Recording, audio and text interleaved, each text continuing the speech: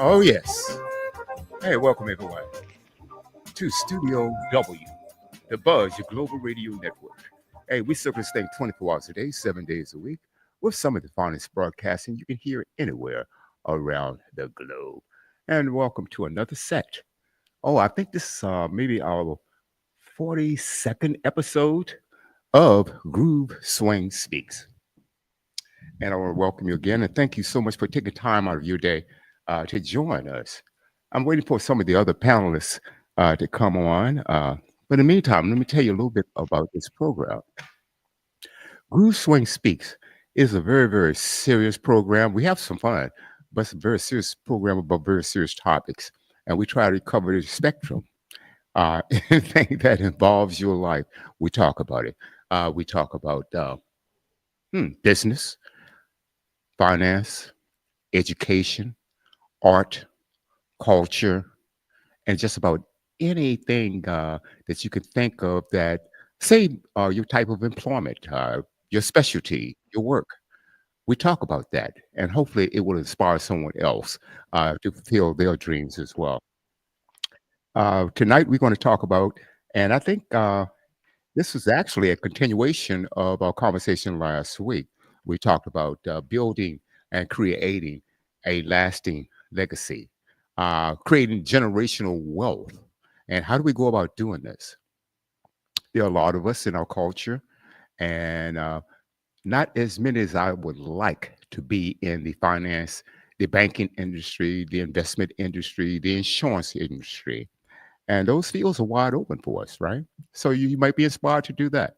But tonight we're going to go with some do's and don'ts. We're also going to cover the types of safe and sound investments that you can make, and also build that financial future that you desire. We're going to talk about the values of life insurance, the different types of life insurance. Oh no, it doesn't have to be that doom and gloom. You don't have to die to use it. Okay, the products that we're going to talk about. These are some things that might excite you, some things that you haven't heard before. We also will get into annuities, tell you a little bit about those. These are terms, you've heard these things before. Maybe you haven't had a desire to look into it, you weren't motivated to look into it, but hopefully the information that we share tonight would inspire you to look into these opportunities that can benefit you and your family. We got a special guest on tonight, Brother Drissa Samaki. I hope I pronounced that name correctly, brother. You there? Yes, sir. I'm here. Yeah, you pronounced it well. It's perfectly fine. Pleasure to be Okay. here. All right. And he's a fellow man of ours, Brother Clayton. Brother Samaki is a groove. And where are you? Greetings, brother. You're in North Carolina, aren't you, sir? Mr. Brown or myself? Are you in North Carolina? No, sir. No, I'm actually located in Philadelphia. Oh, Philadelphia. Yes, sir. Yes, sir. I represent most of the East Coast though at the moment, so I understand. I'm I all around. understand. Okay. And where did you go over? I went over at East Stroudsburg University And in where the is that? Poconos. The Poconos. Okay. Very Yes, sir. good. The Warrior chapter out of ESU. Yes, sir. Yes, sir. I like that. We are all warriors. I went to Virginia Union University. I went over there. I'm a Okay. Panther. Panther. Okay. Look Panthers at that. chapter here. And my brother Clayton, he went over at Virginia State. And what chapter is that, brother?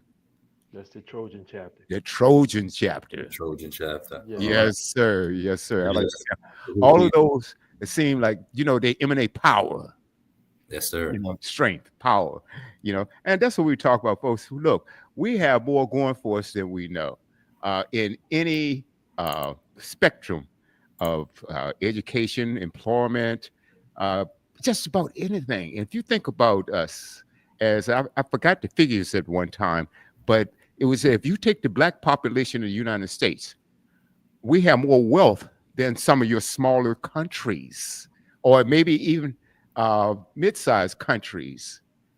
The wealth that we generate is amazing. We may or may not see it.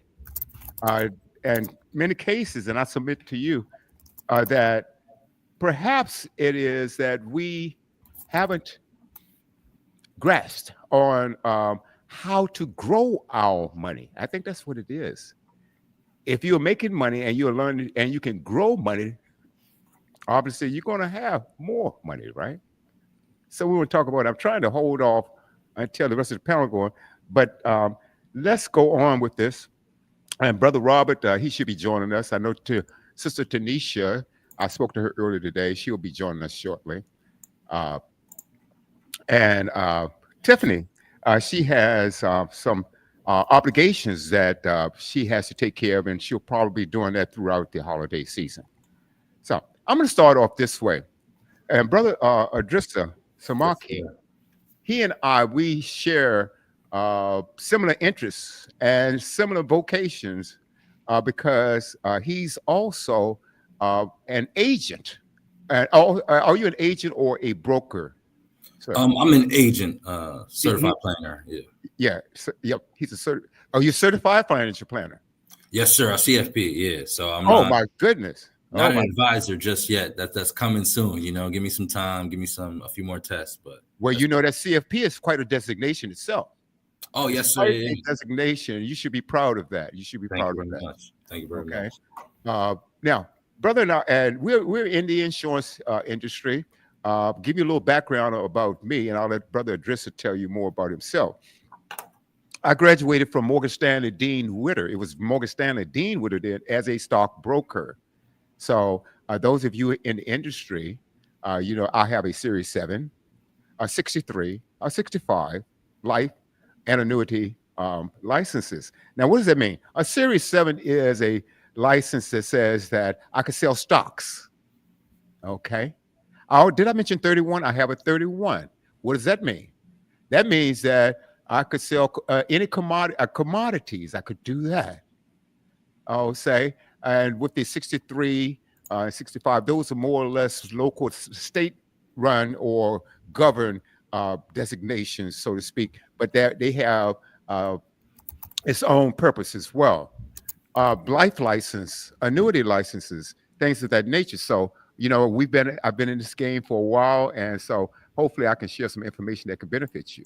And Brother Samaki, Yes, I know sir. you have your insurance and annuity license that you can sell fixed products. You can also Yes, sell sir. insurance products. What else can you do for our audience? Well, being that just a little quick background, I work for Northwestern Mutual. So the whole company itself, we do holistic financial planning. So we're really versed all the way in insurance, all the way in finance. We have people from CPAs to CFPs to CLUs all throughout the company. And that being said, we just deal with all aspects of finance and investments. Right, right, absolutely. And I tell you, Northwest. I didn't want to give Western Mutual a plug. I want to give you one, but not No, of Northwest. course, of course, of course. Yeah, Yeah, that's my competition there. But that's okay.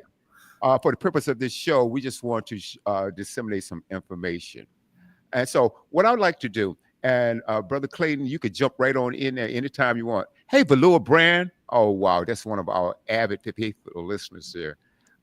And ask any question that you want. And it's going to be a fun conversation. Let's start off with life insurance.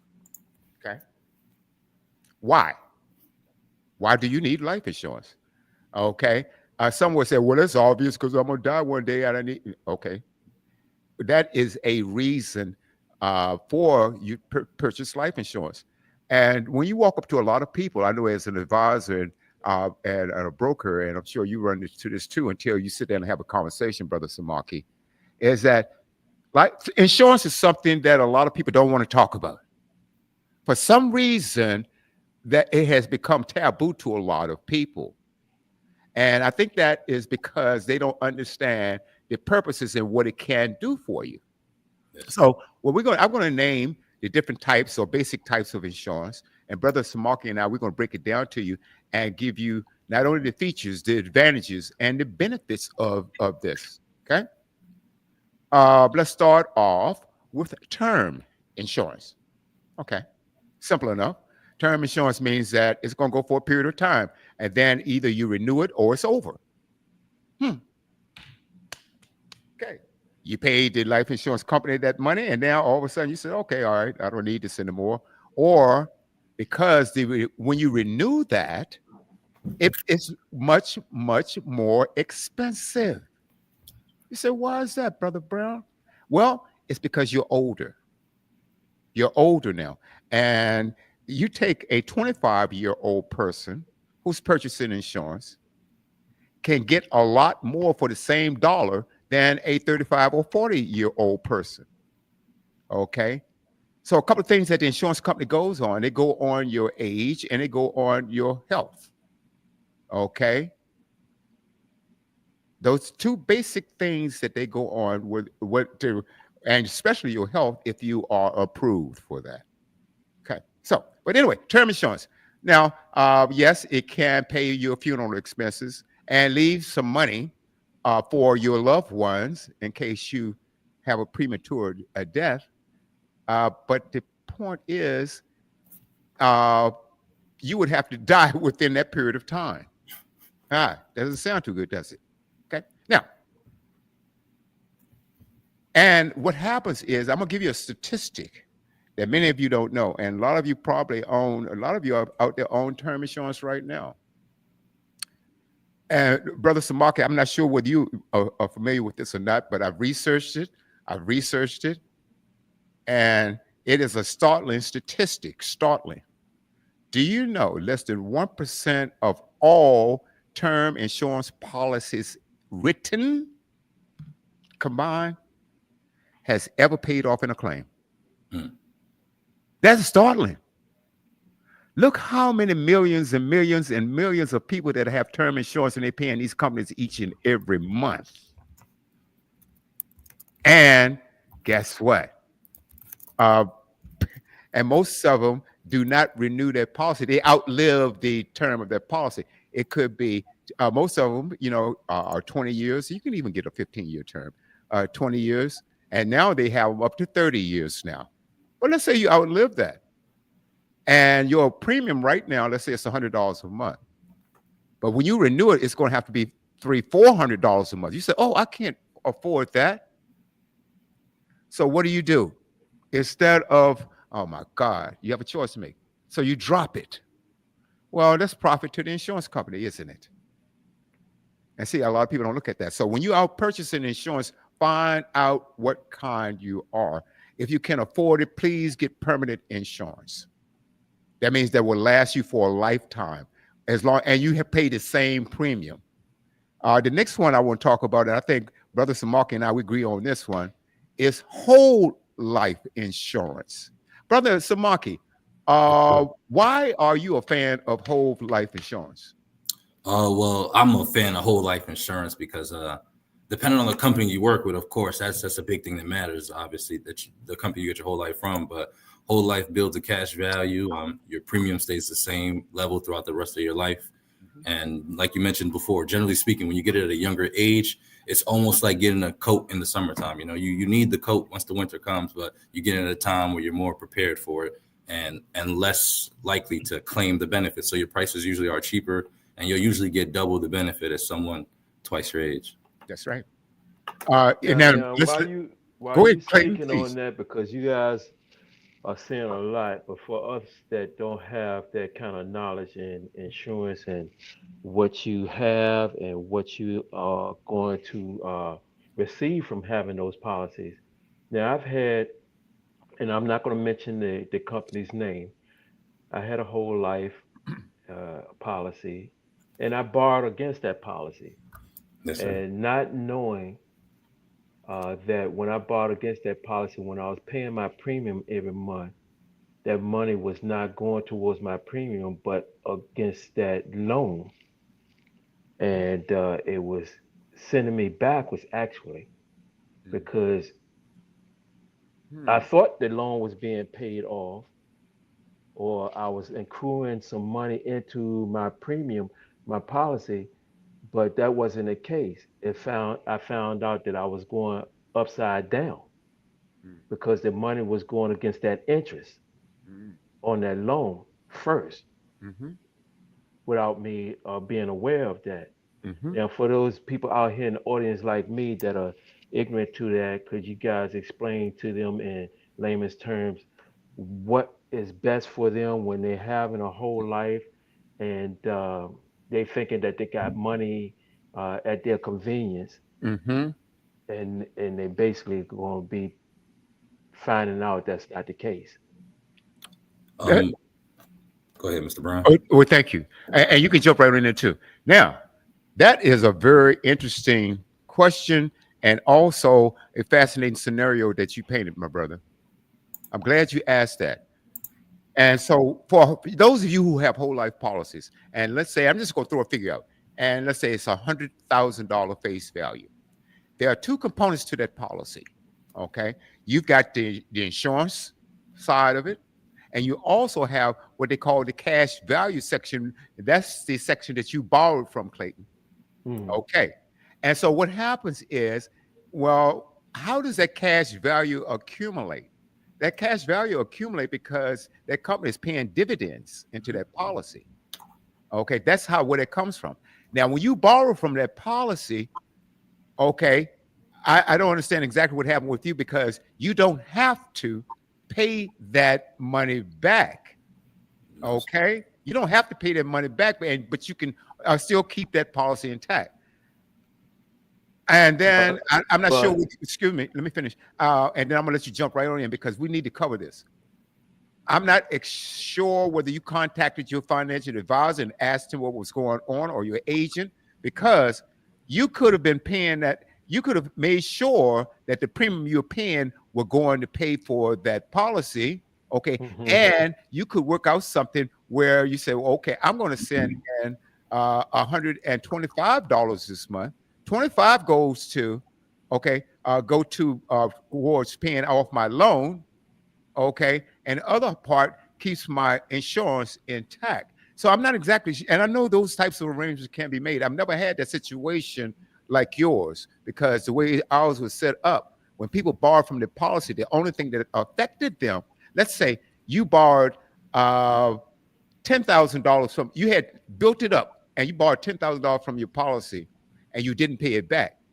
Then in the company that I worked for, I'm not exactly sure who you were working with or something, but something doesn't sound quite right.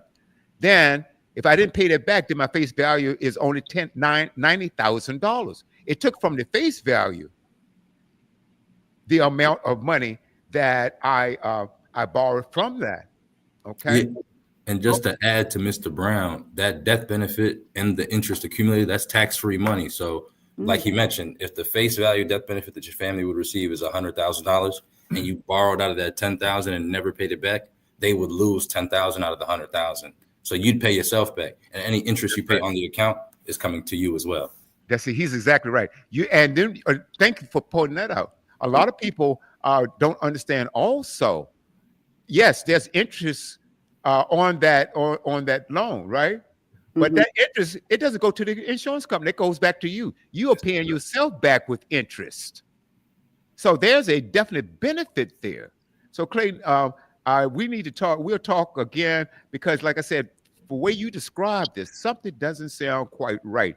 Because you should be able to have kept your policy, and the only effect that it will, or impact that it would have on that policy was a reduction in the face value. Okay. That sounds like Okay. a profit sharing. That's what it sounds like to me. Like but it also has like a whole life. Like it looks like that's what it sounds like, profit sharing with maybe a whole life particle of like part of it. Like I that. think that is a good way to describe it. It's Yeah. like we mentioned earlier. I think before you, Yeah. hey, everyone, meet our sister Tanisha. Oh, Ho- hi. How are you? Tanisha. How you doing, Hi. Tanisha? Hola. Yes. Hi. Okay. Yeah. Hey, folks, I apologize. Where's my cough button? Oh my God, the weather out here in Virginia. I don't know. It's been almost 3 years, and I still haven't gotten used to this weather on the East Coast. But I'll get there. But no, it is almost like because it pays dividends. Right. Exactly, and That's you're what it reminds exactly me right. of. Yeah. And I tell you, Mhm. and again, you need an agent that's going to really explain things to you and break it down because a whole life policy is one of the best things out there. Mhm. I'll give you an example. I have a client that has, check this out, 1, 2, 3, 4, no, 5 $1 million whole life policies. Mhm. Mm, mm. Now, I mean, the reason why Brother Idris Samaki is making that sound is because he knows what that means. Yeah, that guy's That good. means yes, and he's had it for a while. He has two on himself, one on his wife, one on his daughter, and one on his son, and he owns all of it. And folks, I'm going to invite you. There's a book out there called "Be Your Own Banker." Mm-hmm. Brother Idris, I'm not sure whether you heard that book or not. It's called I've heard the saying a few times. Be Your Own Banker. Now, what does that mean? That means that I'm someone who I have a whole bunch of whole life policies, and instead of me going out and I've accumulated these things over time, right? Instead of me going out to the bank to get a loan, I go and loan money to myself. And then when I pay that back to myself, you see, all right, let's say you go out and you could buy a brand new car.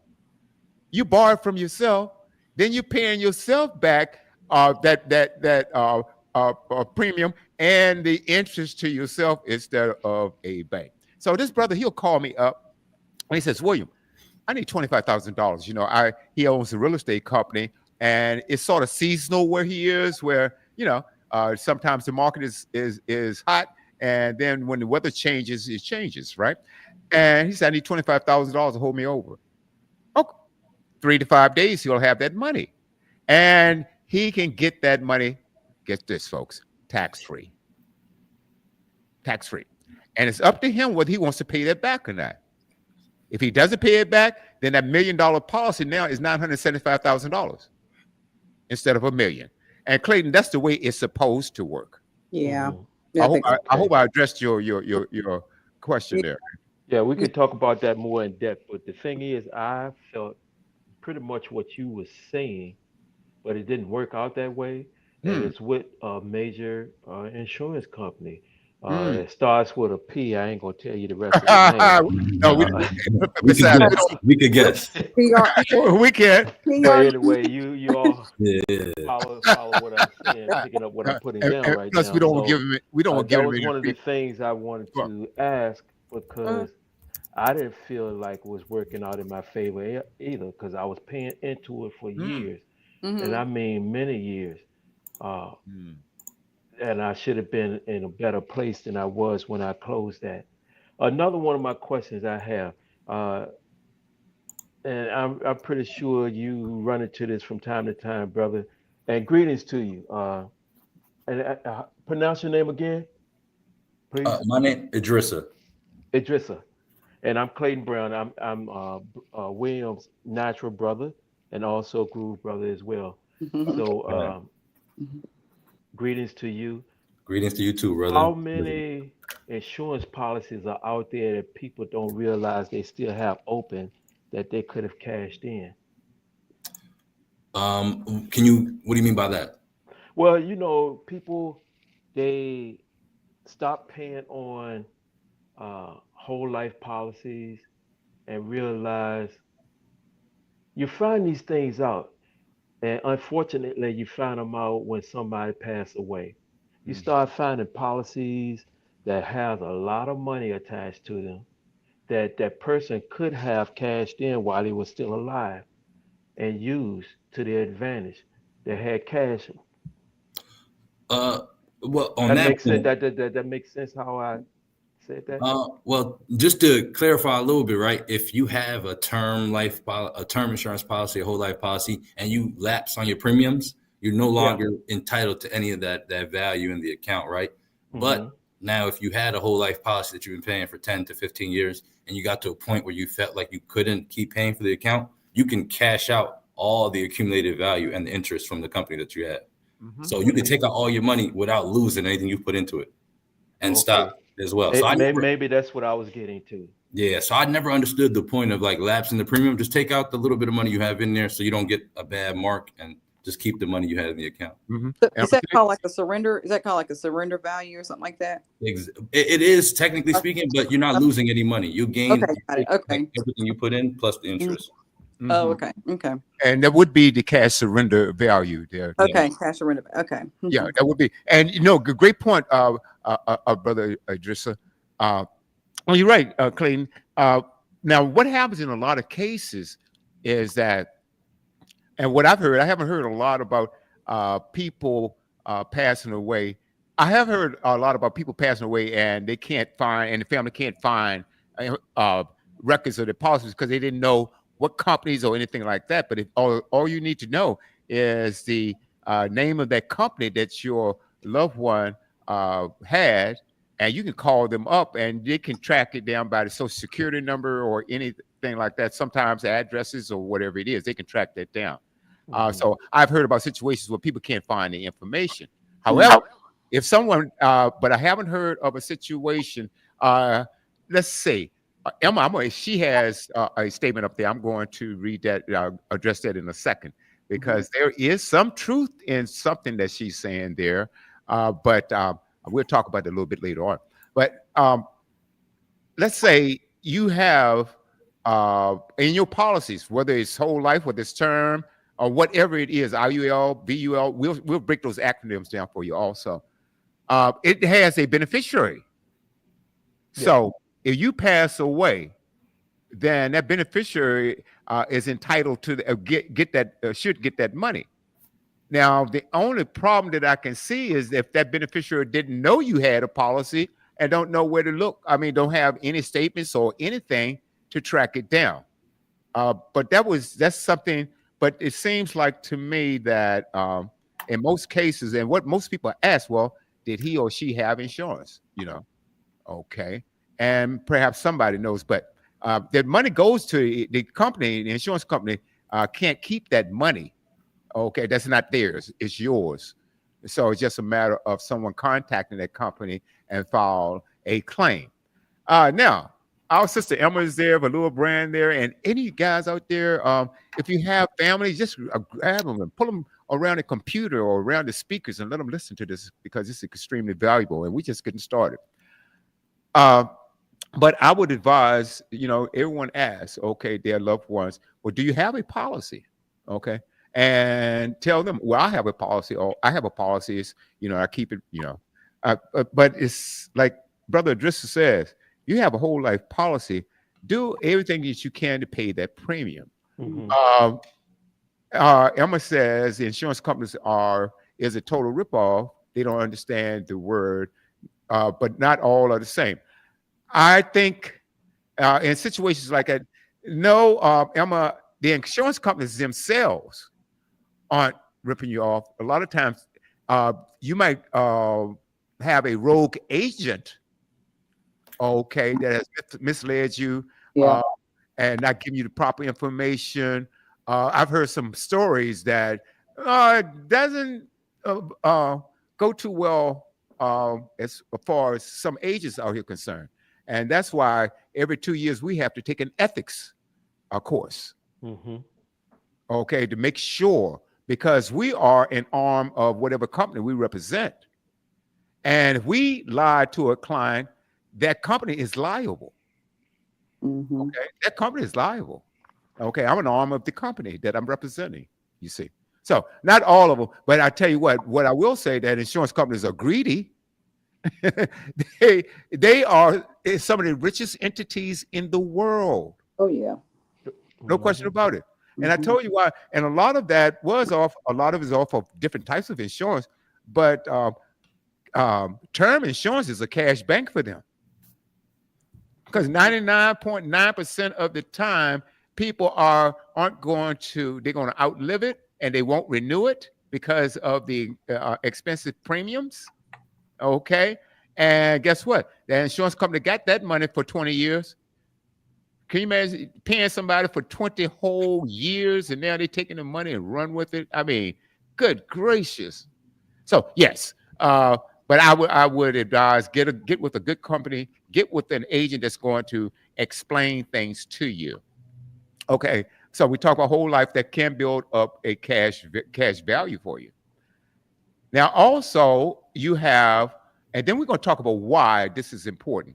The whole entire thing that's going through, because I wanted to sort of set the table and let you know what's available. Then we can talk about the benefits each one of these things can provide for you. And let's say you talk about, we covered a little bit of this last week too. I don't have a whole life, but I have another type of permanent policy called a universal life. Mm-hmm. Mm-hmm. Excuse me, a universal life. Okay, and a universal life, I would say, is, oh boy, you know, like that fixed interest that you get, that guaranteed fixed interest you can get in certain types of accounts. Mm-hmm. In other words, universal life. How do you make your money off of that? It's made off of interest. Okay, interest. So my more conservative, like ultra conservative clients, you know, uh, if they don't want a whole life, and there also there are differences in the premium from product to product. A whole life might be more expensive than a universal life. Okay, and it goes on and on. But anyway, so I said, okay, I want a universal life policy. This person is very conservative and said they are 45, 50 years old, or whatever it is. Okay. And even younger people, you have some younger people that are very, very careful with their money. They don't want to take a lot. They don't want to take any risk. They okay. I'll take that guaranteed 3 or 4% rather than risking my money in something that's going to go up and down or I could lose. So let's get back. So that's on interest rates. Okay. Universal life policy and also a whole life, you pay your entire life. A universal life policy, I believe, let's see, you can pay for that for about 20 years and have it paid up, can't you, Brother Idrissa? Yeah, and just to clarify too, on the whole life, you can specify when you want to stop payments. Like for myself, I have a whole life paid up at 65 when I retire. See? Now, let me ask this question while you're on whole life and universal life.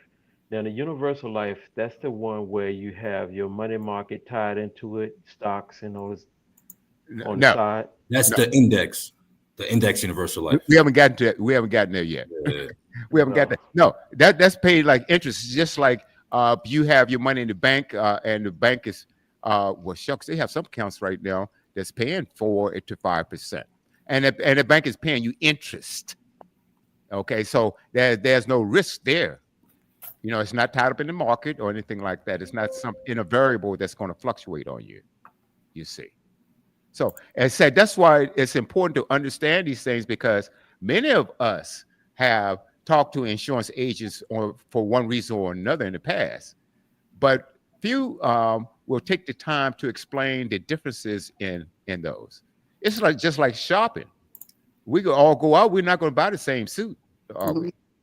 And all of them are not going to fit the same. You know, they're not going to fit us the same. Okay. Well, you know, the way you should shop for insurance, you need to look at it the same way. It's not one size fits all.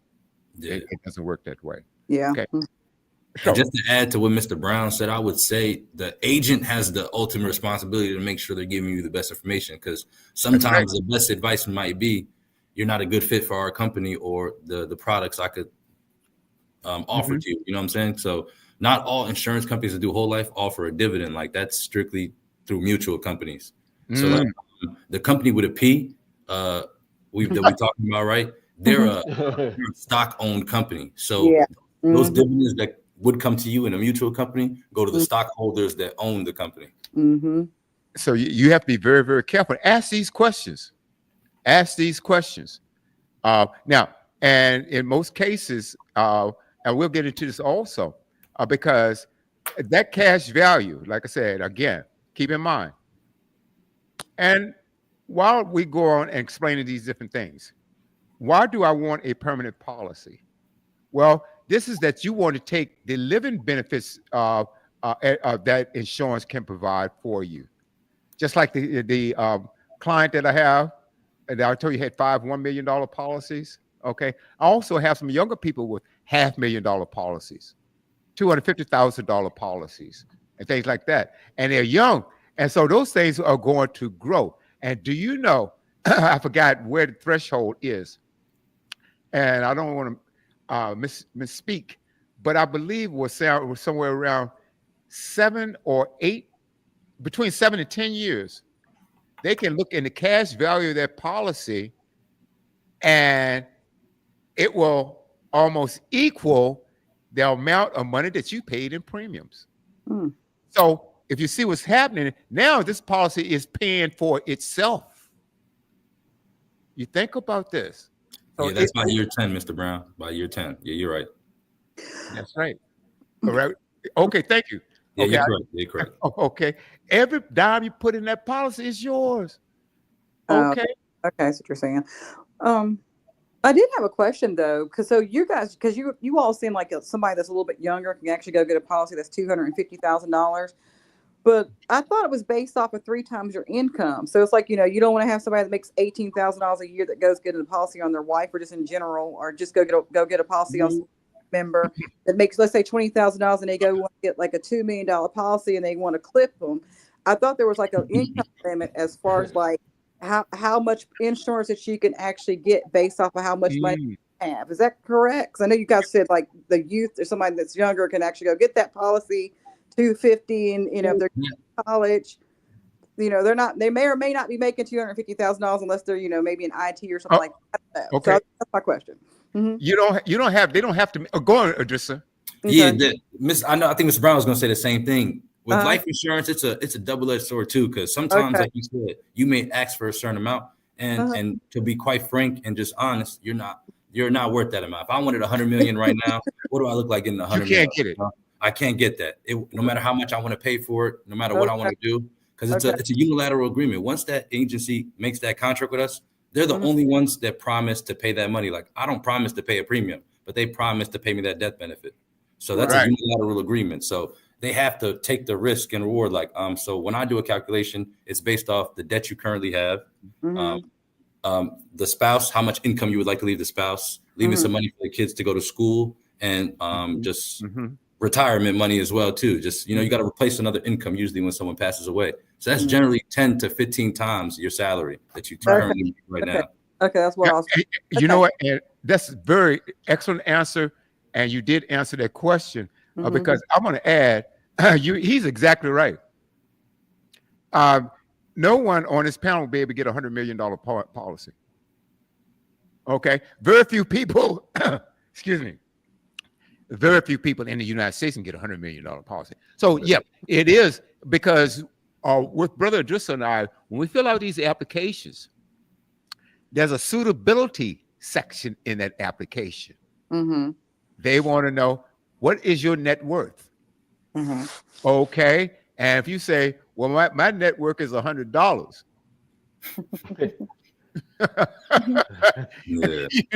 Good luck on trying to get, and so it is a scale based on what your net worth is. Okay.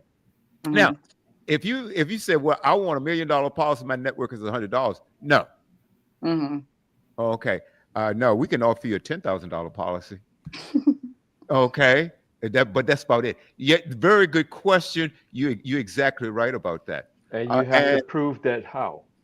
Through bank statements? No, actually, you don't.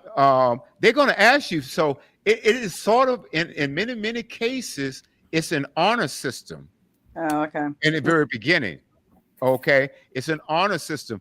And the insurance company, if this 3-way relationship here, everyone is expected to tell the truth, including the client. Okay. And some people say, well, my so and so had a policy and it denied the claim.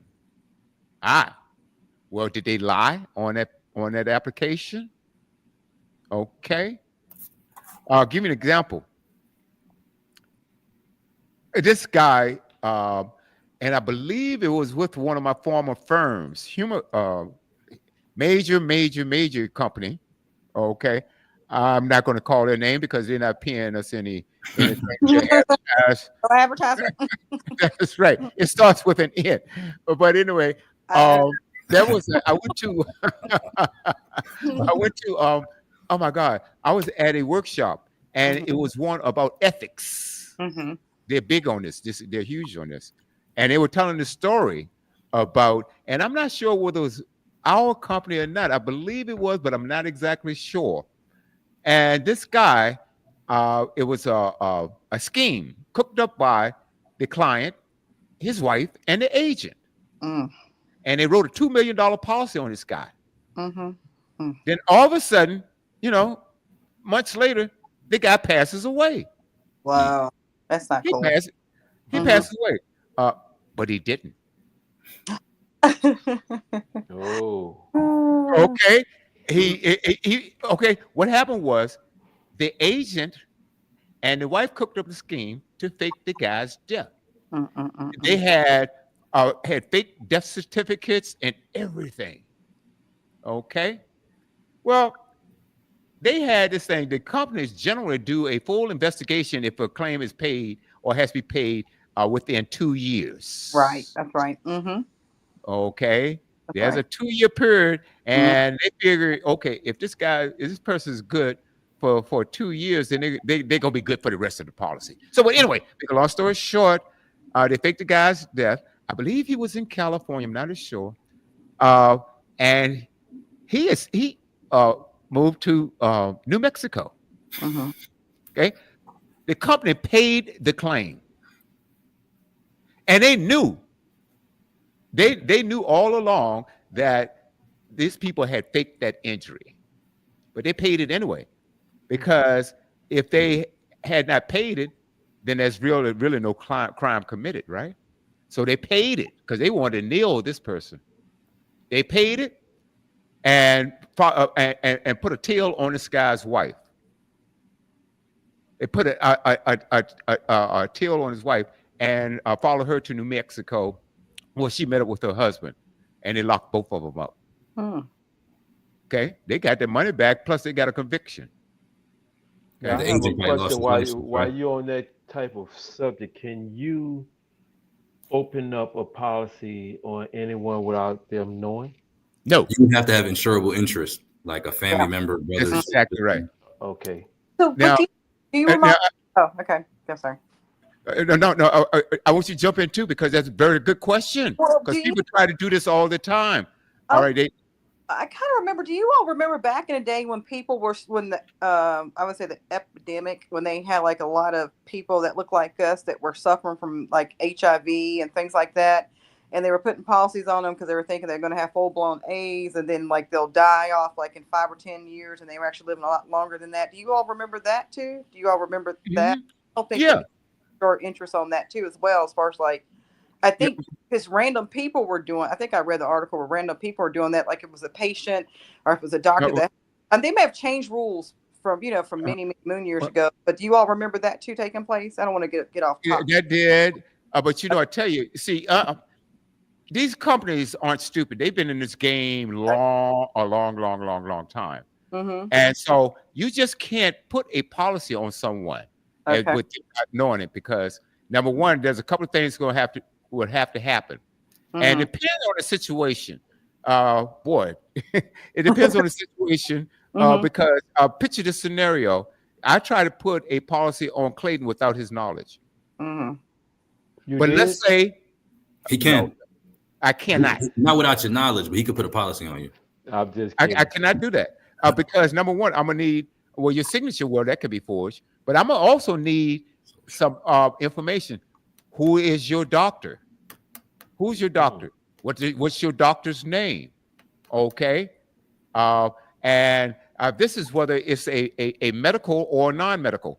A medical Oh, means that they have to come out and draw blood and urine and stuff, and to get urine. A non-medical, no, all they need is your doctor's information. They need your doctor's information. They need your social security number. They need a lot of details on you in order to get a policy on you.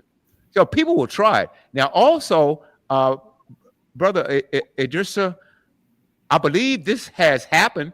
I'm sure it has. That you take some nefarious insurance company or a nefarious agent, rather, Mhm. okay, that will go out and, like I said, with the couple that tried to or escaped to New Mexico, okay, they were working with a crooked agent. Okay, so think about this. So it is possible for somebody to try to put insurance on you without you knowing it. If you have, they would have to go through this elaborate scheme of phony documents. They're gonna have to have all of the information. Okay.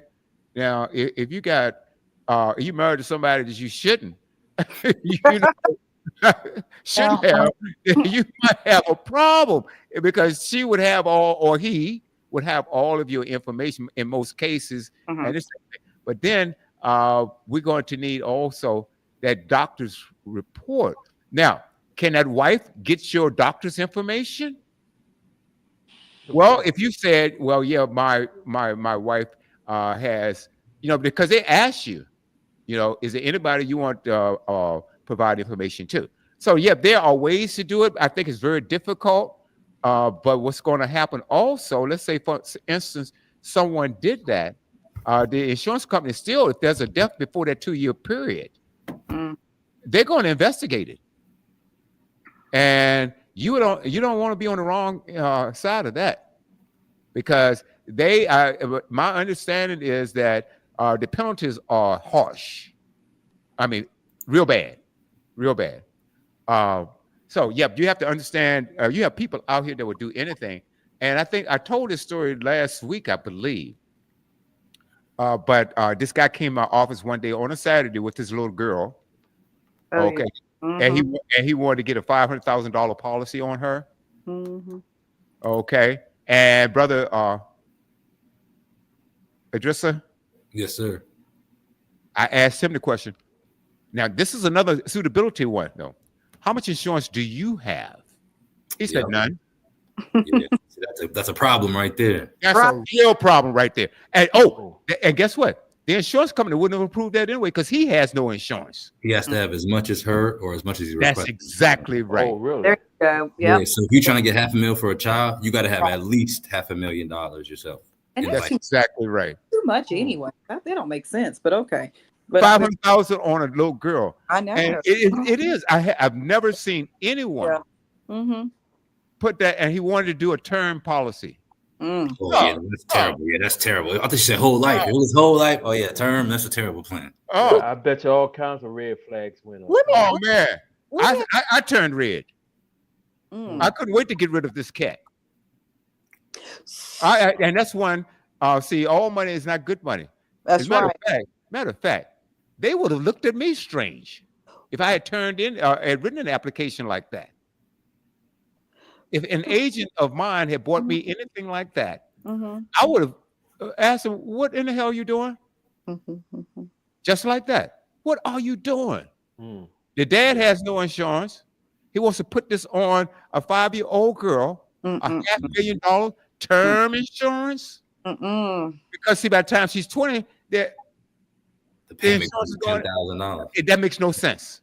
Makes zero sense to even think about doing. And guess what? It wouldn't have gotten past my my desk, my boss's desk, and you send it into the underwriter. Oh, it would have came back faster than you sent it. Yeah. Yeah. And so I said, you have no insurance, and you want to put. Why do you want to do this? Because I think her mom might kill her. What? Hey, brother, you can't make this stuff up. I bet you can't.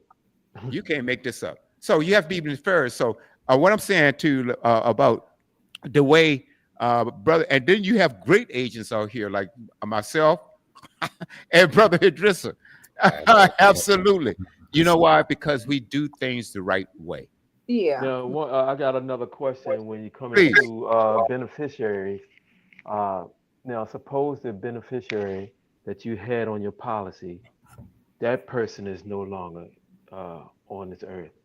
You have Wow. two types. How would I'm sorry. that next person in line be able to accrue that money in order to bury that loved one or whatever they need to do if they're not on the policy as being a beneficiary, but they are, say for instance, the child Mhm. that's not listed and the mother's not living anymore.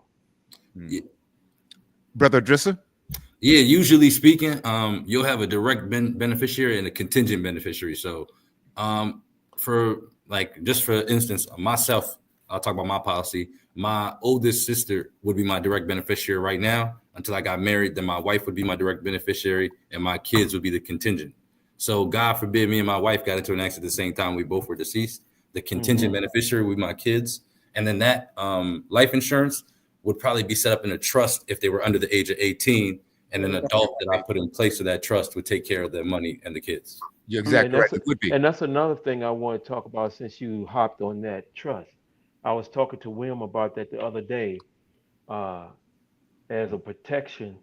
Could you explain that a little bit more? Because a lot of people, I've been hearing that word trust a lot lately. You talk okay. A living trust. You got two types of trust. You got you have a living trust, and then you have revocable and irrevocable. There you go. Mm-hmm. Okay. Irrevocable trust. I don't know even why they exist, but irrevocable trust, you can't change it. Once you do it, you cannot change it. All right. Uh, Revocable meaning that, oh shucks, I done got upset with this person. No, let me kick them off here. Nope. No, let me. You, in other words, you have more flexibility there. But now this is something that I do, and I haven't come across a professional, an agent or broker, such as myself, uh, tell me that I was wrong about this. I have advised my clients that if with your life insurance policy and your annuity contracts, unless I have a special design that I want the trust to do, I wouldn't have that I wouldn't put it in the trust. Now, there's some reasons why why I could or might put it in there, but those types of contracts used to be called, especially with an annuity, a poor man's trust, meaning that it goes directly to whoever you want to go to anyway. Yeah, basically. Okay. Yeah, All right. life insurance creates an immediate estate. Immediate estate.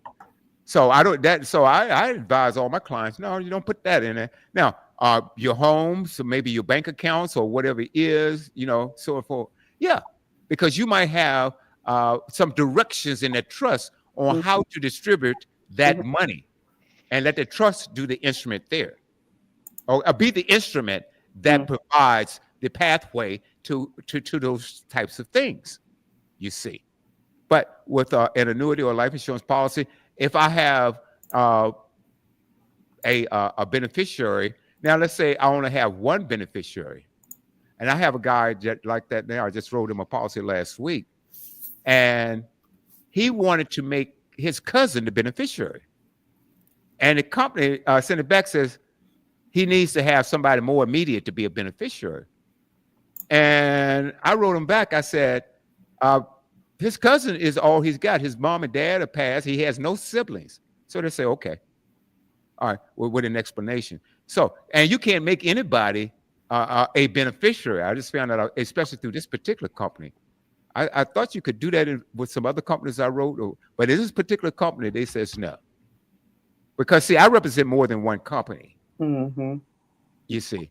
And I do that for a reason. I want to be able to, I can get the best thing to fit my clients. Like I said, all companies aren't the same.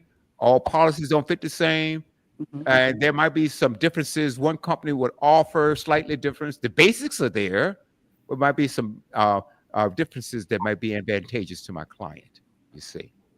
So I hope I answered your question on that, because what I want to do, I want to move right on to, we cover UL, and that's you generate your cash with interest on that account, or that product will pay you interest.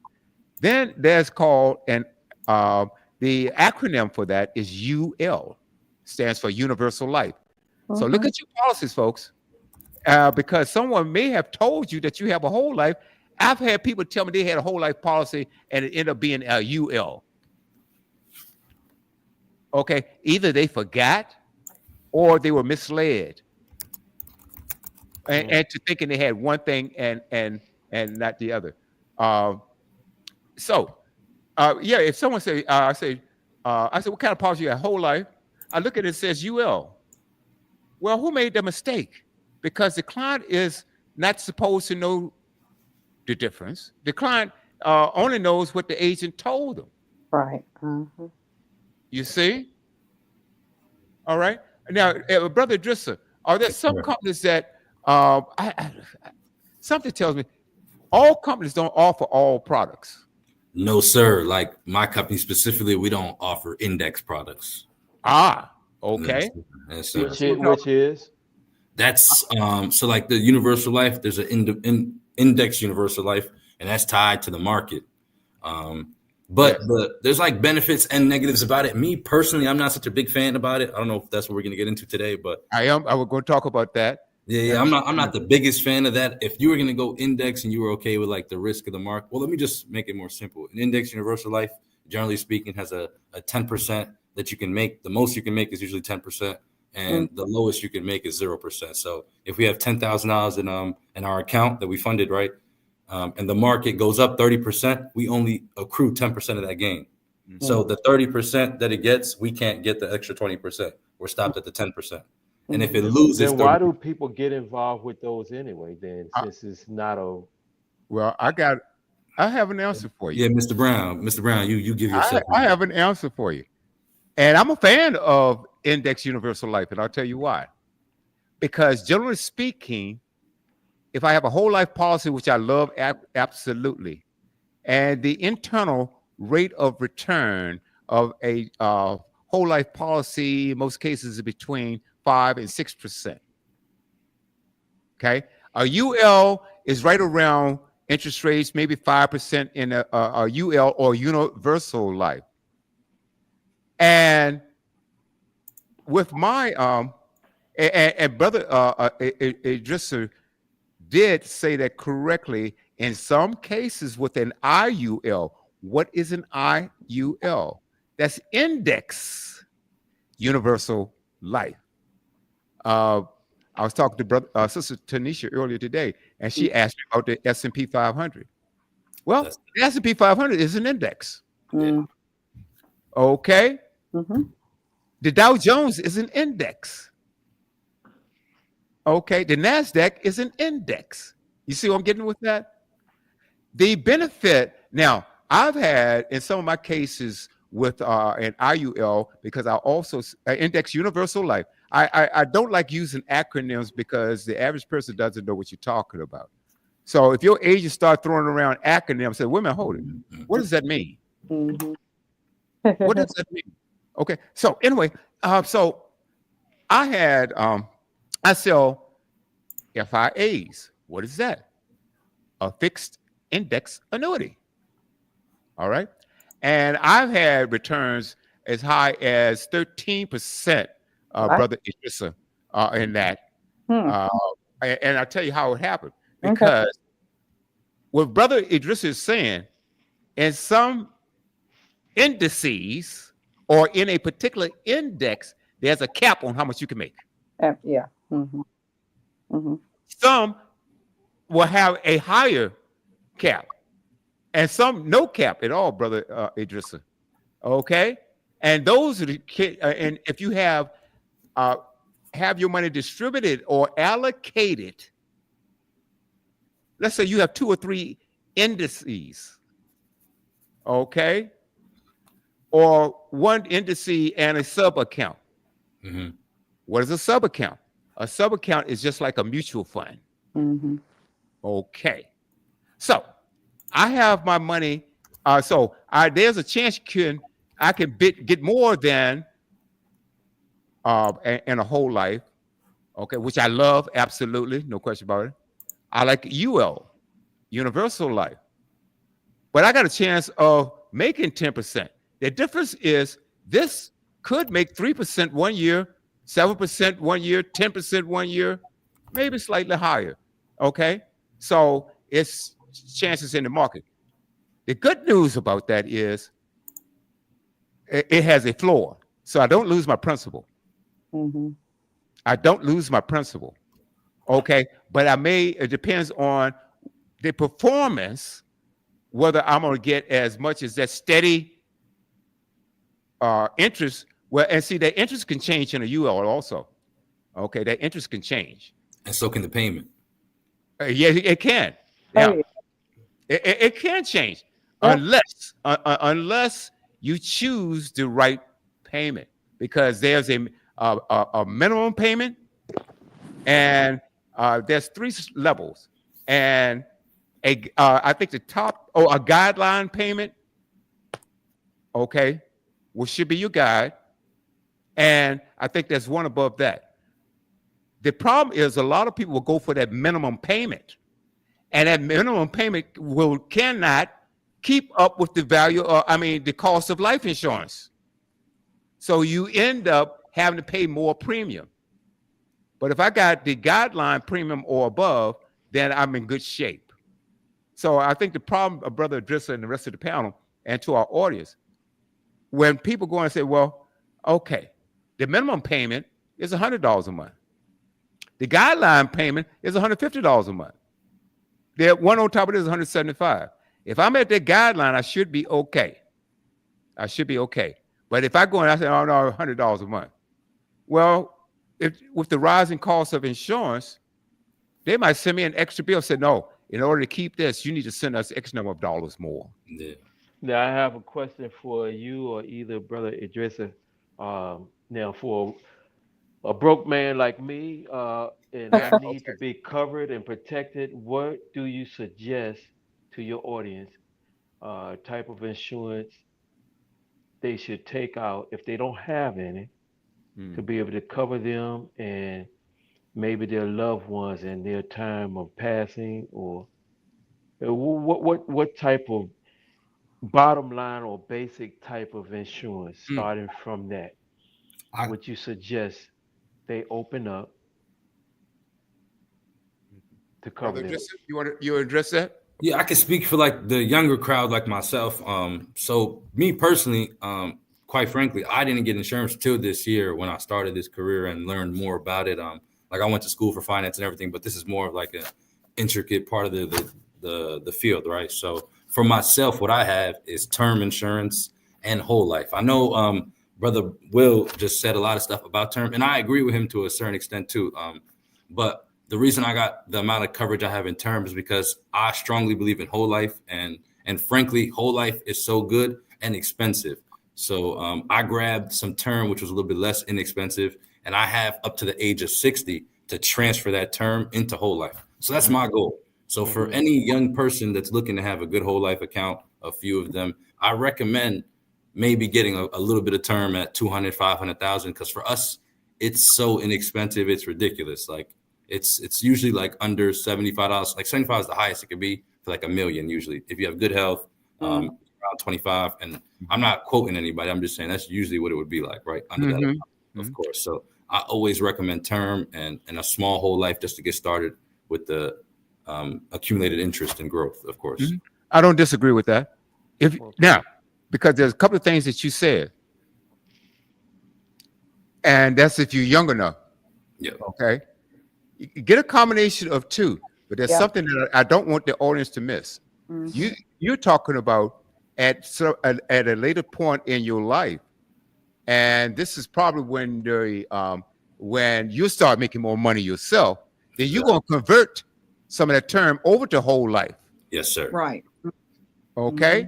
So let's say, for instance, he's got $1 million in term and 100,000 in whole life. Well, and let's say his income grows over the next 3 or 4 years where he's making more money, and say he can afford to take out 25% of that term and convert that to whole life. Yep. And I would lock in the insurability I had the day I got it when I was broke. That's exactly right. Exactly Basically. right. So they would say he's 28 years old right now. And 5 years from now, obviously he's going to be 33, but they will still treat him as if he were 28 as far as the premium is concerned. That is, I have no issues with that at all. Okay.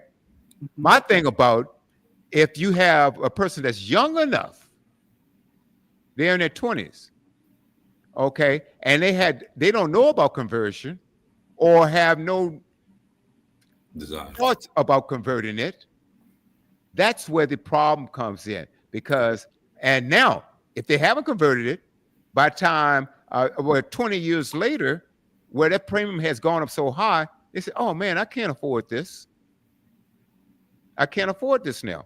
So what they do, they drop it, and the insurance company says, thank you very much for your 20 years of loyalty and paying our bills for us. Thank you. Appreciate it. All right. Mhm. So that's the only thing I'm saying about term insurance that I Now, don't while you on that subject, you mentioned paying your bills. Is it true that some insurance policies will pay off your assets in case you pass away? that's up to the beneficiary to pay them Yeah. off. Beneficiaries. Mm-hmm. Okay. There's no Mm-hmm. safeguard saying that once you pass away or in If your policy uh, contract, well, Gotta be the no, will. say for no, instance your home or your vehicle or something of that nature. that's up to the beneficiary. Now, I Mm-hmm. believe that you can name your trust the beneficiary. I think you can do that. Can you do that, Brother Driscoll? Yes, you can. Yes, you Okay, can. so in that case, and if that's your concern, then in that case, you might want to put that policy in the trust. Yeah. And Okay, Mhm. the and trust is a little more have the secure. trust to direct where that payment will go, Exactly. so that whoever you leaving that money to don't go out and just go out on the town like every night and buying a Rolls Royce or just blowing the money. Mhm. Okay, Okay. so no, so it depends on who the beneficiary is. If you leave it to an individual, then you have to trust that that individual is going to uh, adhere to your wishes. Uh, But there isn't there no, okay, I'm thinking about something else. No, I'm just thinking, sorry, I didn't mean to cut you off because I was just thinking about probate, because if you have any debts when you're dealing with probate, and if you don't have a trust, it matter because you have to pay off any debts or that's if you have to go. Yeah. Well, see, that's one way to avoid probate, and that is to have a trust. Yeah. yeah, that's why The the trust trust. blocks debtors and collectors from your money. I'm just thinking about something else. I know the trust supersedes the probate process. I got it. I know. Okay, I'm just No, analyzing. no problem at all. How does that probate process? What is that? It's You more really- like an investigation on what's owed and who the money goes to. Mhm. More or less, that's the probate process, and that takes up time too. Mhm. Your creditor. Probate, it does take up a time to do that.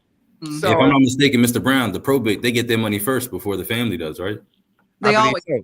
They do. all that. Yeah, they get their money. You're right. They should do. They And do. then you owe the debtors or whoever, because you have to give notifications. North Carolina's 4 months, and then, like you said, correct, the people that the estate, I guess you could say it like that, owes, they have to get their money first, and anything that's left over that, then the heirs will actually receive that, or the beneficiaries. And then, of course, any of the heirs, they cannot have any outstanding judgments or debts or anything like that too, because that goes against the proceeds when it comes to the estate. Mm. Mhm. Absolutely. Yeah. The last one I want to talk about before I get, yep, you're right. The debts are paid first. No Mhm. question about it. So the last one I want to talk on the insurance side is a VUL. See, I like those. Come on, variable. I bet you do. Okay, a VUL. Okay, now we talk about a UL, and Mhm. remember that's universal life, right? We talked about IUL, that's index universal life. And the index universal life works pretty much like a fixed index annuity, Mhm. except for you got that added benefit of having insurance too. Okay. A VUL Mm. stands for variable universal life. Now, that is the risky one. That is the real risky one where you can lose value in that policy because that is tied to the market. Okay. If it, and it's not, it's tied to the market. And if it goes up and make a ton of money, you got it. I mean, oh my God. You can celebrate, but it can also go south on you. Mm-hmm. Okay. And that depends on how much risk you take. So, Clayton, you asked a very interesting question. What kind of insurance would you recommend if someone doesn't have any insurance? I'm paraphrasing, obviously. They don't have any insurance and they're just getting some, and they want to make sure that things are taken care of, like their finances, their family, and so forth, so on. And I'm going to say it this way. It's just like I said, it's like going out shopping for a suit. Okay? And you're sizing this thing. Well, it's not one size fit all. It depends on the individual. Are you a risk taker? If you're a high risk taker, you might want to say, you know what? And especially if I'm the agent, I've explained the advantages and disadvantages. You want to give your client choices, okay? And if you're not concerned about this, then no problem with it. So if you are a risk taker, you might want to go with a VUL, which is a variable universal life policy. Mm-hmm. All right. If you are a conservative person, you might want to go with a universal life policy or a whole life. Yeah. Mm-hmm. Okay. Mm-hmm. And if you're sort of in between there, well, I don't want to lose my money, but I want to make a little bit more money and still have the coverage, then I want to go with an index universal life. Does that make any sense? Oh, yeah. Mm-hmm. Yeah. Okay. Mm-hmm. And so it depends on what we use in the industry. I'm sure Brother Idrissa can attest to this. Is number one, know your client. And we can only do that. You can only do that if you ask the qualifying questions. Okay. And I use the word qualifying questions because you want to find out if this is a fit or qualifies as a fit for your client. I've been around agents that when they walk in your door the first time, they got an application ready. Well, wait a minute, hold it. You haven't asked this person a question. And Brother Idrissa said something very important. I've had to tell people before, I really don't have what you're looking for. Okay, that's possible. And I worked for some companies that had a vast amount of resources and products that's available. But every company doesn't sell the same thing. Okay, so I would number one, find out, do your research. What type of rating does that company have? Okay, because a lot of them are rated by AM Best and Moody's, those rating companies. A+, A. Yep. Oh, and you definitely look at the rating. I wouldn't settle for anything less than an A. Mm-hmm. You want A-rated companies, A and above. Okay. There are some companies out here. One time I remember working for an establishment, and I didn't like what the company was doing because number one, they were taking a haircut off of our proceeds that should have gone to the agents. Mm. Number two, they were pushing a C-rated company, and we didn't know it. Mm-hmm. Okay, a C-rated company. That's worse than it sounds. That's really worse than it is. I have a question when you're talking about ratings. Uh-huh. Now, if you don't hear from your agent after a reasonable period of time, do you suggest that you dump him or her? I would. I personally do 6 month to 1 year check-ins, just depending on how you want to do it. Because a financial plan isn't something that's stagnant. You do it like Robin Hood, 10, 15 years, you look at it. It changes every year. It changes based off your life. It changes based off what's going on. More income, less income, more goals, more kids. Mm-hmm. Whatever your idea is, your financial plan should change with you as well. So I don't drop them, but definitely say something. That is that's a good question, Emma. I don't know what happened to that company. They may have merged with another one, Home Beneficial. That's an old company. They may be still. They may still be around. You'd be surprised. But we'll get into that a little bit later on. But yes, now this is what I want to get to before I go to the annuities. Why are we taking our time and explaining all of these things to you? Because I've been posting, I've been talking about this for weeks now. As a culture, we need to start talking about creating generational wealth. Okay. How do you think hospitals are built? Wings to hospitals, uh, libraries. Disneyland. Yeah. Yeah. Yep. Mm-hmm. Life insurance. That's right. As a matter of fact, Walt Disney, Disney, that's how Disney got started. Yeah, during the Uh, Great Depression, he built it that's exactly right. Life insurance. because that You was ever the heard? only safe money in the market. You ever heard of the Rockefellers? Yeah, Oh yeah. Oh they yeah, craziest life insurance policy. Oh my, all of them, borrow from it. Yeah, all of them have policies. like $1 million. He said 100 million. That's the people that got the $100 million right Oh, there. they can get one.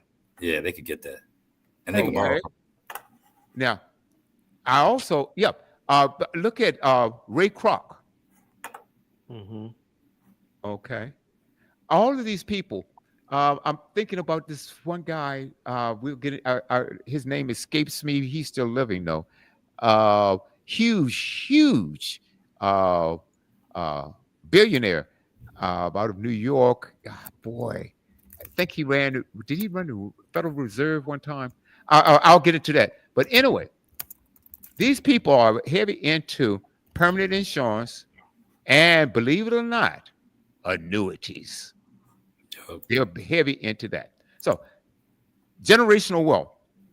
Can you imagine, like, if we took our policies, not for the death benefit necessarily, which we would need, but also for the living benefit that these policies can offer? Being able to send our children to school, start off a policy when they are children, a whole life policy to help pay for college education. If they don't use that, maybe to get their first home or start their first business. Folks, this is how you start building generational wealth.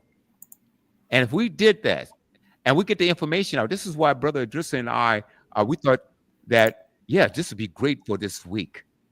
Because last week we started this. But I want to have more and more conversations about this because I really want us to understand there are ways for us to build a future for ourselves and our families and leave a lasting legacy. Other cultures are doing this, folks. We have the resources to do it. We just don't have the information.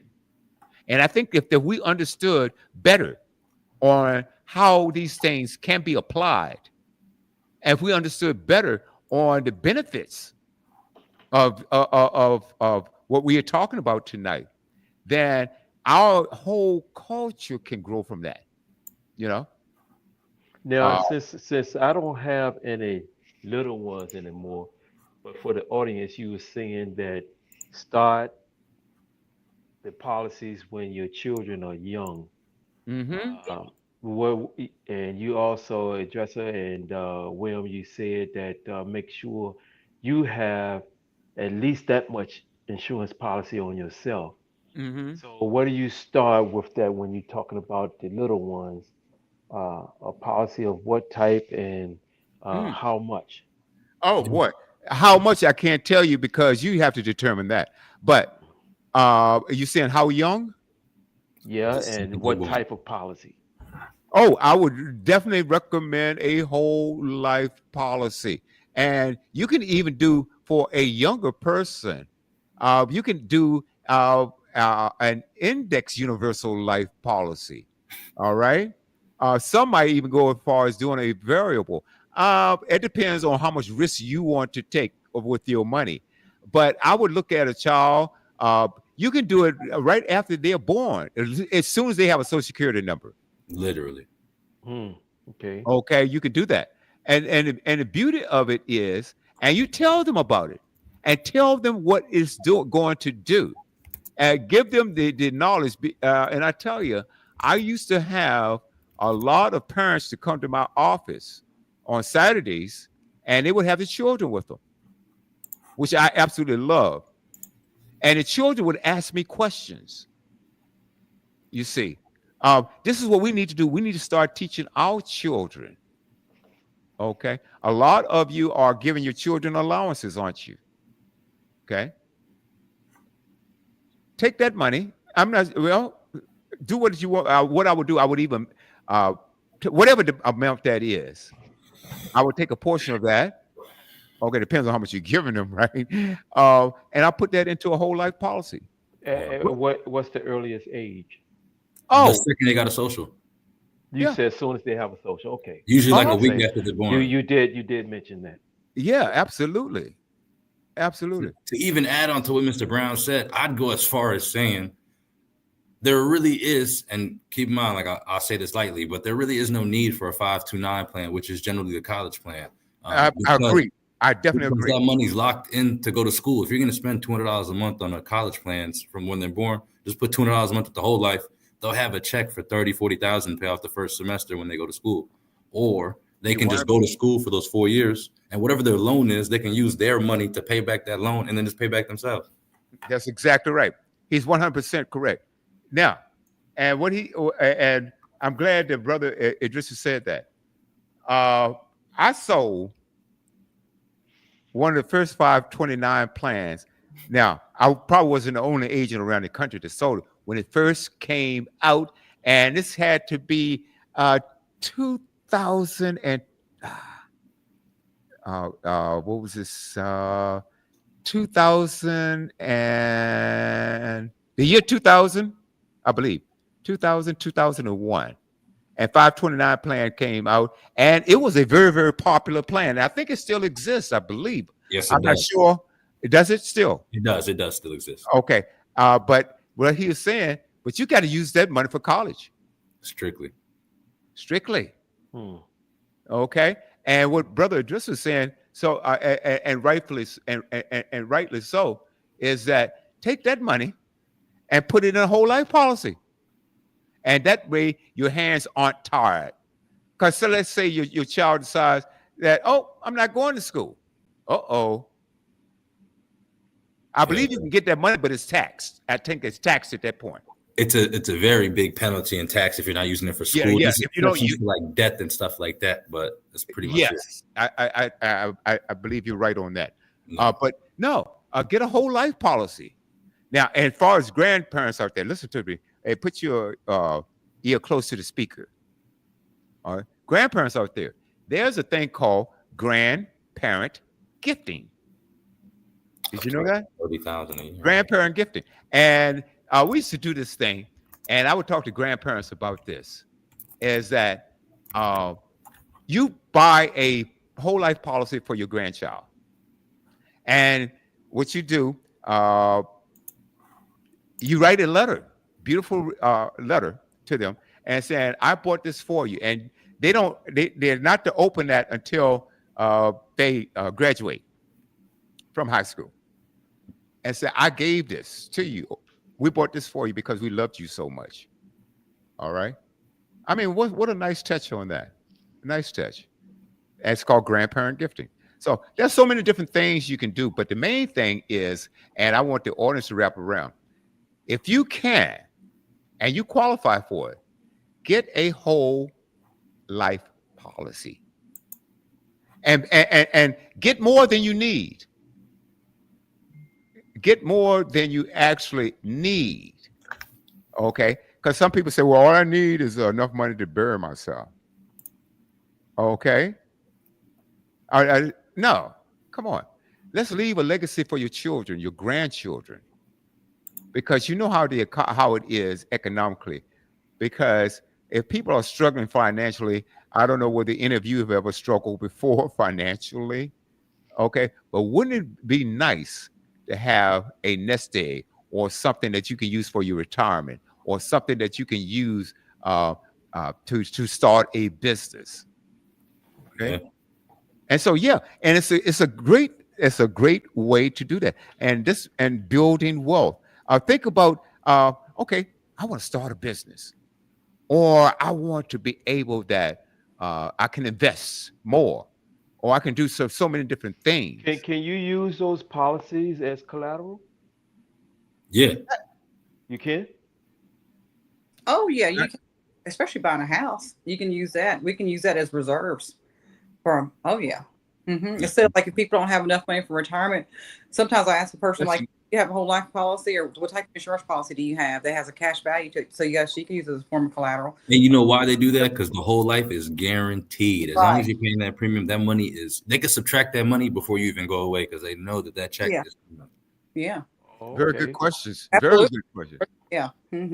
Right. And Miss Brown in the comments had a comment too about insurance companies. And as Mr. Will Brown said, every insurance company is different and the rating really matters. Like the Comdex score matters just as much too. So like, for instance, some companies have 100, 95, 97, and those all sound good. But if you were in a plane and they said this plane has a 95% chance to land where we're going to land today, would you stay on that plane compared to the 100%? You know what I'm saying? So those numbers, you look into them before you invest your money because these companies are very good. And I only really recommend about 3 that are not mine as well to put any whole life policy into. Because again, if your rate of return is not as high, you might as well just do an index universal life. Absolutely. So when you speaking of all these different type of policies, do you also as an agent tie in homeowners insurance along with these policies as well? No, sir. I don't. You don't cross those up. No, that's two different things there. Two different things there. And I would stay away from those companies that do car insurance, homeowners insurance, and life insurance. Like they will bundle it. They bundle it all together, and somebody's winning. Usually, the people who rent the most. So if it's an auto insurance company and 1 million people drive their car, like have insurance to them for cars, and only 100,000 have life insurance, the 1 million that drive the cars are going to get the more benefits of the company than the people that got the life insurance. The life insurance usually subsidizes the car insurance payments and makes it cheaper. Okay. I would, I wouldn't bundle anything like that. You want to be able to control what's happening with that, and I think that understanding the type of policy that you have, will give you the benefit of saying, and knowing what you can do with it. And I can't emphasize more on the products that we mentioned and the value that can come from them. You can also do what we call, like you take with whole life, or you have what they call single premium. Single premium. Let's say you got $25,000. You can go and say, well, I want to buy a single premium policy. Nope, and that's it. And you can dump that right in, and depend on the vehicle. With whole life, we know what it's going to do. It's going to still grow, and it's going to build for you. And same with the others. Okay, the other type, the UL or the IUL, Index Universal Life, or the Universal Life, and on and on and on. But again, I can't emphasize more. One great thing about those products we're talking about. See, keep in mind, you have 2 components to that. You have the component that covers you in case something happens to you, and you also have that component that you can use and borrow from. Okay, and if you can, I would advise that you pay yourself back, because you're paying yourself back with the interest. You see, and that interest goes back to you. Any more questions before we move on?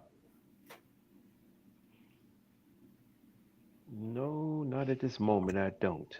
Okay, well, good. I hope we answered that.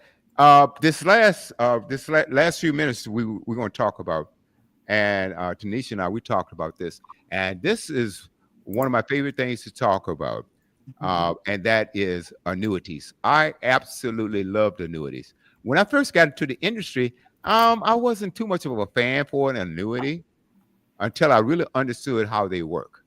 And they work pretty much just like the life insurance we told you about, except for you don't have the. Oh, let me get back to life insurance for just 1 second. If you have a critical illness, or chronic illness, do you know that you can get money from that policy off of the face value of that? They would advance you. Let's say you got a $300,000 policy, and you may be able to get $120,000 out there, even though you don't have $120,000 in cash. 120, 175. I think it's generally somewhere in the neighborhood of maybe 2/3 of what the face value is. Brother Drisser, I'm guessing off the top of my head right now, but I And know. no, go ahead, Mr. Brown. Sorry. Yeah. I know you can't get the entire 300, but that's okay. You haven't put $300,000 in it, nor do you have that in your cash value. But if there's a chronic or critical illness, you can accelerate that death benefit and for your treatments or whatever it is. Yeah. Okay. Wow. And I've heard situations where people were just so ill they thought they were going to die, but because they were able to do this, okay, the doctors were able to come up with the proper treatment and they were able to survive. You see, so it definitely has its benefit. I remember a situation years ago, boy, going way back now, that this young lady had a whole life policy, I believe it was whole life. And she was diagnosed with this rare disease. Okay. And it was deemed to be a critical illness. Okay. And she was able to get a great sum of money out of that policy, fly to another country, and got the treatment that she needed.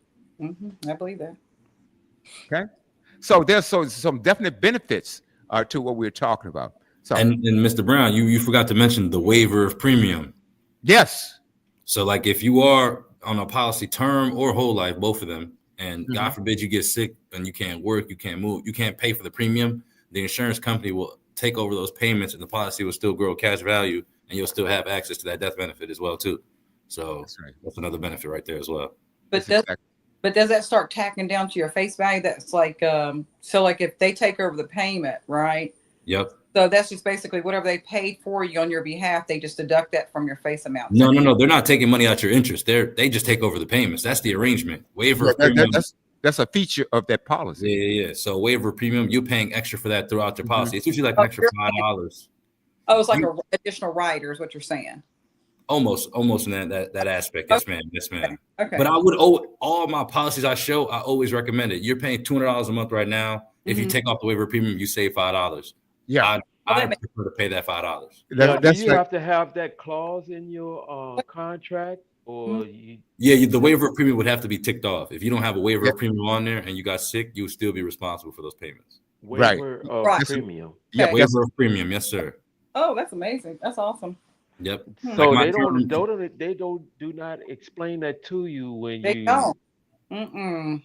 Some people aren't like they don't have the fiduciary responsibility to give you good advice. Like some people like Mr. Brown said aren't the arm of the agency. Some people are independent agents. Some people just don't care what the agency is going to say. They make so much money they could care less, you know. So Yeah. They just want to make a sale. yeah, exactly. There's not a lot of ethics. Like a lot of people, like myself, I build my practice based off of just that word of mouth, that getting to know each other. Like you're gonna bring me to your mom, I'm gonna bring you know what I'm saying, these type of things as well. So Yeah. There you go. Yeah, me too. I go along with that, and there's another motivating factor. I don't want to go to prison. exactly. Yeah, we don't want to burn you. Yeah. You know, so Yeah. I hear that. oh man. But now I want to talk about another option that you have too. And if you had both of these, I think this is really a way to build a simple portfolio.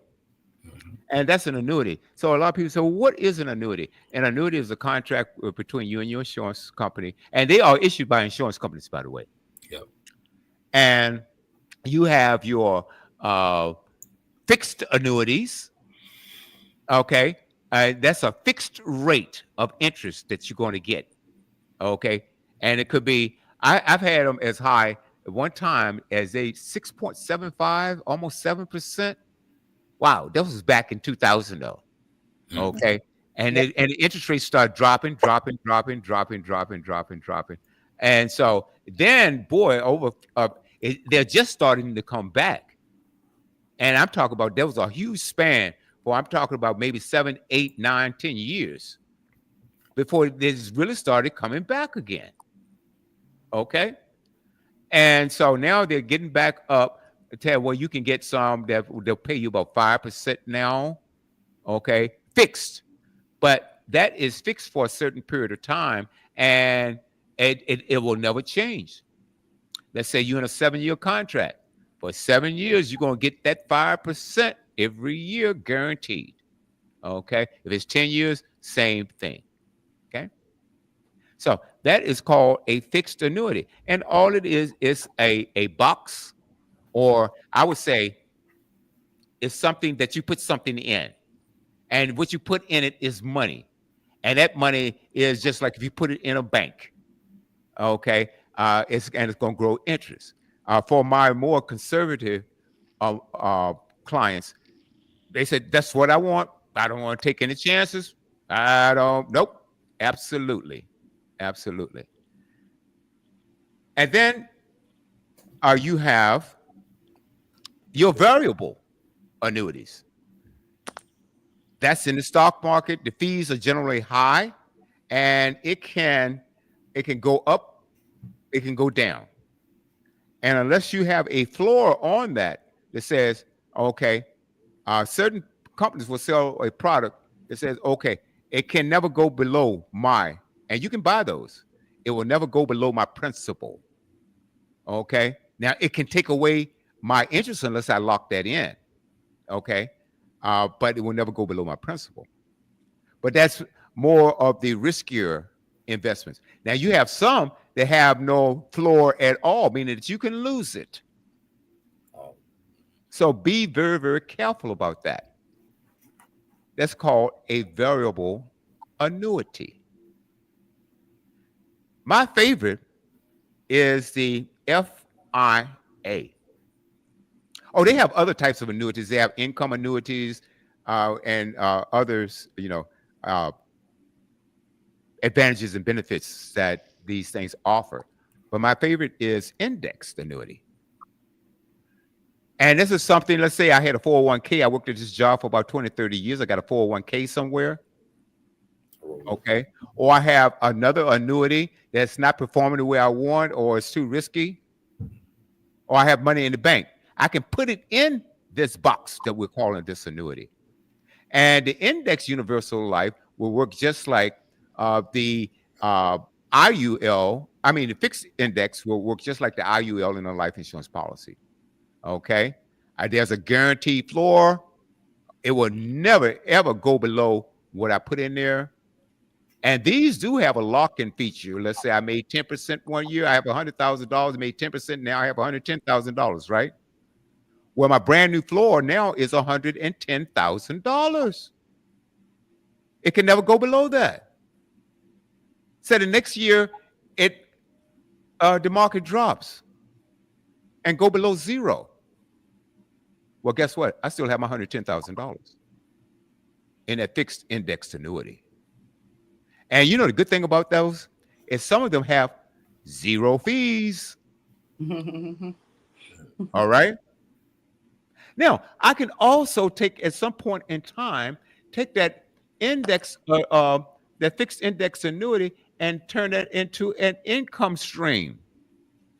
Meaning I'll get a check for a certain amount based on the amount of money that I put in or have in there for the rest of my life. Let's say I'm getting a check for $1,000 a month, or $1,000 a year, or $500 a month, $6,000 a year. Say I'm getting a check. Okay. And let's say I live so long that I outspend all the money that I put in there and all the money that it made. You know what happens, Clayton? What's that? I still get that check. Yes, you do. I still get that check. It works just like a pension almost, that thing is going to pay me for the rest of my life, no matter what, even if I outspend the amount of money that it made and I put in there combined. That's why I like this thing. Now, if I pass prematurely and there's money still in there, then my beneficiaries will get that money. So I would advise, if we start talking about building wealth, these are some vehicles, folks, that we can use to start creating wealth. And a lot of people are out there, you have a lot of money in the bank that's not doing anything for you. That's the worst. Yeah. And guess what? The bank, oh boy, They're doing the same thing we're talking about. that's exactly right. Boy, they are having a good time with your money because they are loaning your money out and making money off of it. Mm-hmm. Now you go to the same bank and try to get a loan. What are they going to charge you? But Triple. they're loaning your money out for free. That's right. Mm-hmm. Oh, they're going to give you a little bit of interest, Mm-hmm. but they're making a lot more off of your money than they're giving you. Man, they're making a killing. Okay, some loans. Okay, say a car loan right now. What's the average car loan? How much percent you paying? 13%. 13%. Ooh, Oh, is it? Yeah, I used to sell cars. Yeah, Oh my actually. God. okay. Oof. All right, 13%. Yeah. You could get a loan from yourself, 5%. I got one for my car. It's like 0.9. That was. Oh yeah, you won't see that no more in this market. Yeah. No, you're not. No. Yeah. And you had to have good credit to get that too. Yeah. Damn Okay. So, but the thing about it, you think about this, folks. The banks will loan your money back to you at 13%, but they will pay you 2-3% interest to keep your money. A year. Yeah, yeah. And so, man, boy, what a hustle! That's a hustle. Yeah, that's awesome. If you think about this, so why don't you take that money and put it in an annuity, or buy yourself some insurance with that? This is how you let your money make money for you. Let your money make money for you. And if you're a young person out there, a lot of you young people out there got jobs, right? And what do we do when we're young? We go out there, man. We party. We have a good time. We're going to go shopping here. I've got to get this new fit. I got to get this new, I got to get this new fit here. All right. So I'm going to go out and I might drop. What am I going to drop a week? $200, $300, $400. Oh, that's okay. I got this job. I'm making plenty of money. I might be living at home with mom, so I don't have to pay much rent at all, or any at all. And I'm making a decent amount of money and living at home. Okay. And I'm making $40,000, $50,000 a year. That's not bad, huh?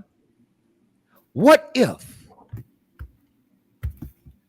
I took that money, $40,000, $50,000, and you don't have many bills at all? That's a lot of disposable income you could be putting away, couldn't it? See, I put away about $500 a month as a young person.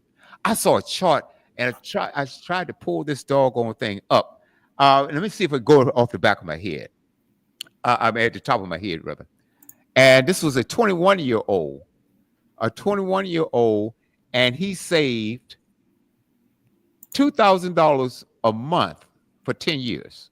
That's $20,000, right? Mm-hmm. And he stopped. But let the money stay in until he's 65, or she's in until 65. Follow me. So from the age 21 to age 31, he put in $2,000 a year. That's less than $200 a month. Mm-hmm. From age 21 to age 31. Left the money, didn't put any more money in it at all, and let the money grow to age 65. Client B is 31 years old, and he put the same $2,000 a year in his account until age 65. Okay, what's the difference in the math there? 65, 31. What is that? Is that 65, 31? Is that 34 years? 65, you said? Yeah. Yeah. 31 years. So the guy who's age 31, he did it for 34 years. The guy that was 21, he did it for 10 years. The answer is always right. Who had the most money in it? A or B? A.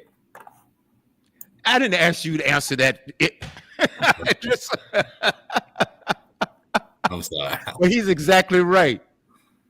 And Mr. Brown, I just actually ran a calculation through my illustration thing, and you were more right than you thought. Like person A would be a retirement 65 with 4 million close to, and person B would be like about under 2. Yep. So it's a $2 million difference in compound interest just based off those 2 years that they started before him.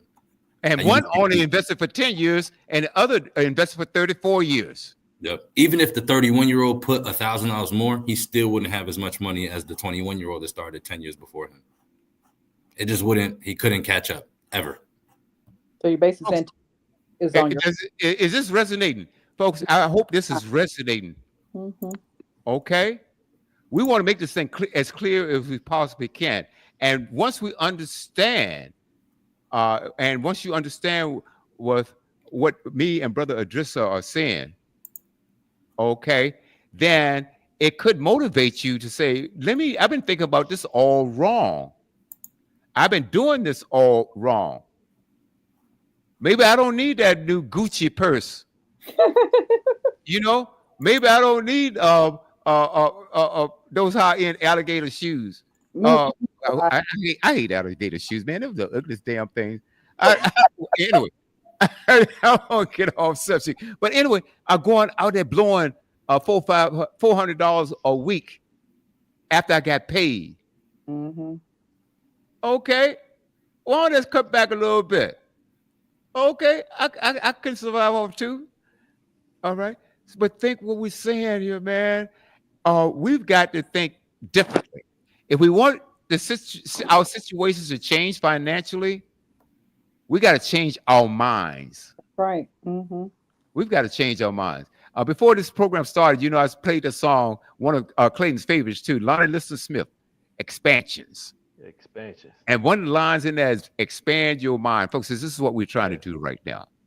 Okay? We're talking about the value of money. We're talking about how to make money. Or, number one, how to let your money make money for you. There you go. Mm-hmm. Okay? Instead of blowing on a bunch of necessities, things that aren't necessary. Let's talk about, okay, because, growing up, we used to hear a lot of times, squirrels put acorns away for the winter, don't they? Mm-hmm. Don't tell me we're not as smart as a squirrel. Come on there. We better than that. We know. Come on. But what's happening, though, is that the lack of education would keep you from being able to do a lot of things that you could do. So I would advise, get as much information as you can. Get excited about saying, okay, I have a new path forward. I have a way. If I have a goal of opening this business and open a business in 5 years, how am I going to get there? Mm-hmm. Can I utilize the resources that I have right now to increase so I can afford to do this? Okay. So, like I said, the brother and I, my fellow one, Idrissa, thank you so much for coming on, man. Yes, sir. It was a pleasure. This is something that shouldn't be a one-off or two-off conversation, man. We need to have this conversation often. Mm-hmm. Now, we're going to have different guests each and every week, but I promise you this, and I'm going to ask Brother Idrissa to come back. We had 2 brothers last week that came on. They were brilliant as well. Came on, and we're talking about the same subject. But it's just like when you're hearing this information for the first time, it may not resonate. Mm-hmm. Like we had to study for this. Yeah.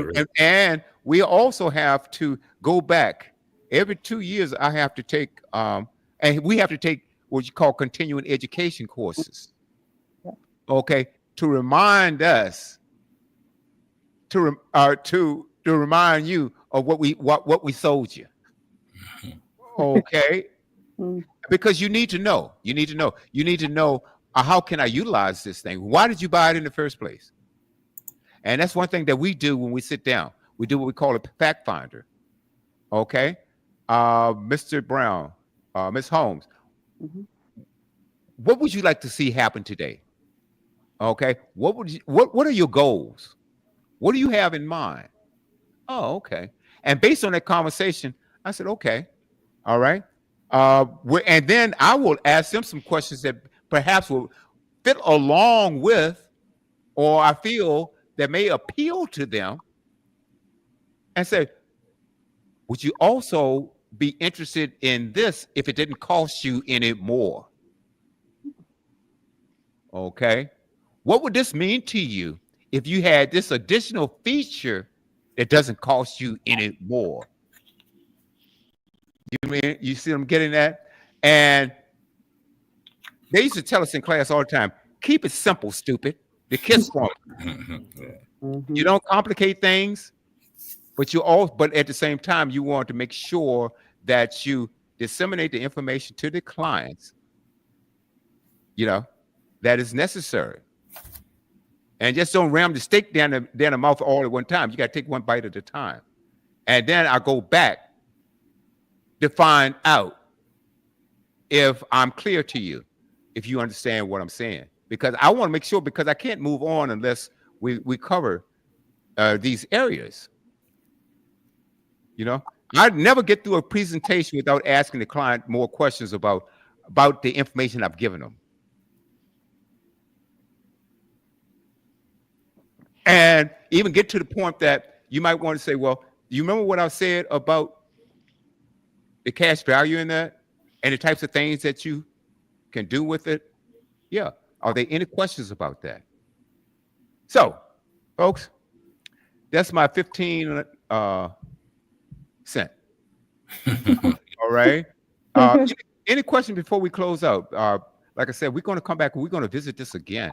I think this is far too important. It says, okay, we did that show back in 2024, back there in November, 2 days before Thanksgiving. I hope everyone have a great one.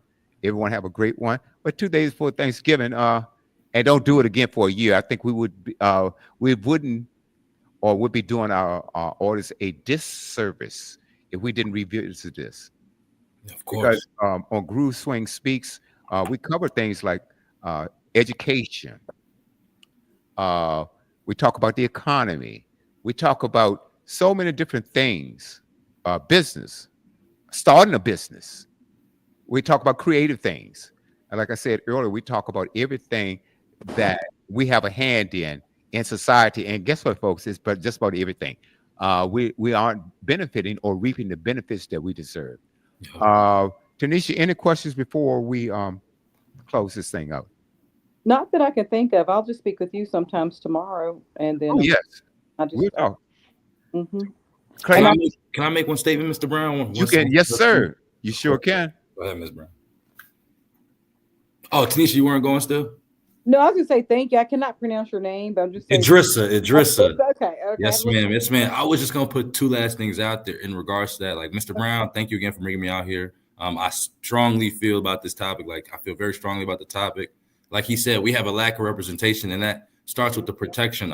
When me and him speak about life insurance and term and all this, that's not the end all be all for generational wealth, but that's definitely the starting point for it.